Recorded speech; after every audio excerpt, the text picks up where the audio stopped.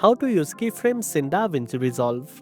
First of all, open your project and select the clip you want to animate on the timeline. Then, go to the inspector panel on the right side of the screen. Here you will see different properties like position, zoom, rotation, and opacity that can be animated with keyframes.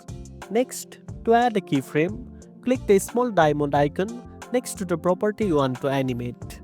This marks the starting point of your animation at the current playhead position. Move the playhead forward in the timeline to the point where you want the animation to change. After that, adjust the property value. For example, move the clip's position, change to zoom level, or rotate it. A new keyframe will automatically be created at this point, capturing your changes. If you want to create more complex animations, simply repeat this process by adding keyframes at different points along the timeline and adjusting the values accordingly. DaVinci Resolve will smoothly transition between these keyframes, creating fluid motion or effects. Additionally, you can use the keyframe editor below the timeline for fine-tuning. Finally, to remove a keyframe, just move the playhead to it and click the diamond icon again to toggle it off, or press delete key on your keyboard. And that's it.